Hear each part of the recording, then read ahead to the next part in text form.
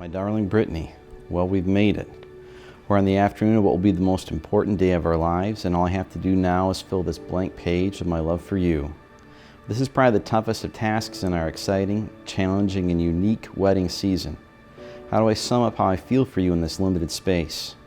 Should I tell you how you came along at the right time in my life when I had just about given up on finding the right one? Should I tell you about how you make me feel like I'm with a sweet angel whenever I'm with you? About how I want to make you feel sheltered, loved, and protected. About how I wish I could chase every bad dream away because I want nothing to disturb you. Brittany, you bless me so much and I love you so much.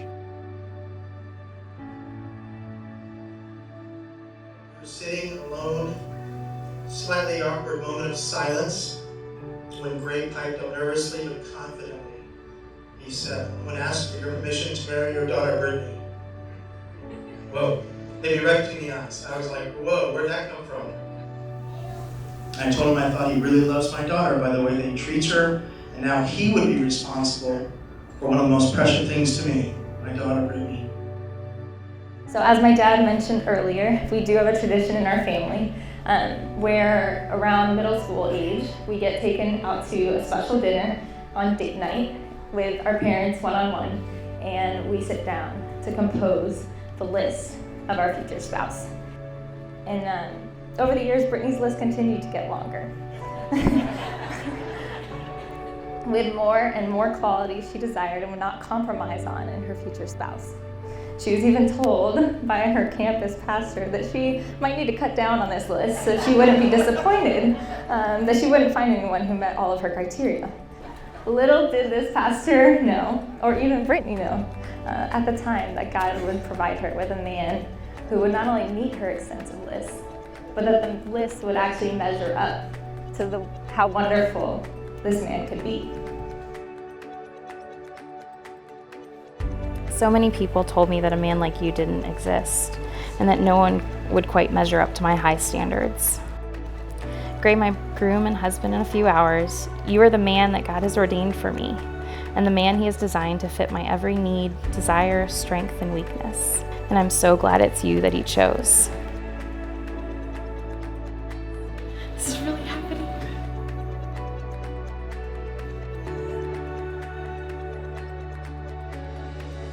I don't think it's any accident that the very first book in the Bible, God put the first family together. The family is the foundational unit of society. It's also not an accident that Jesus decided to perform His first miracle at a wedding. So we see in Scripture, the Old Testament and in the life of the New Testament, God is saying the family is the most important of sociological unit that exists.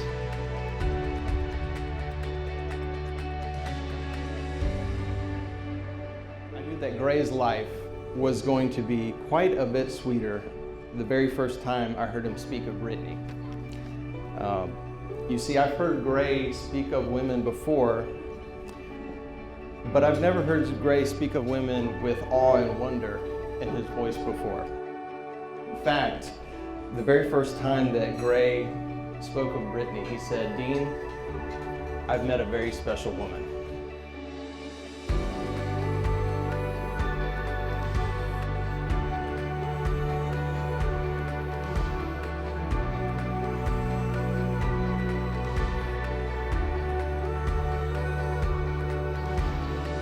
Once in a long while, we're lucky enough to see a relationship that holds all the things we know great relationships are made of. Patience, laughter, adoration, encouragement, consistency. All of these things are made possible by God's grace in your life. And so our prayer for you is that you continue to keep God in the center of your life.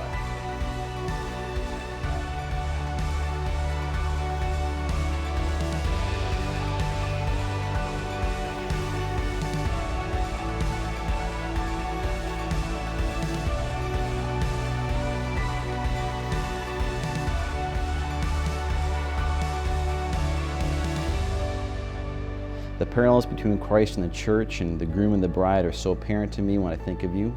I want to always be a Christian man whom you admire. There's nothing more I'd rather be.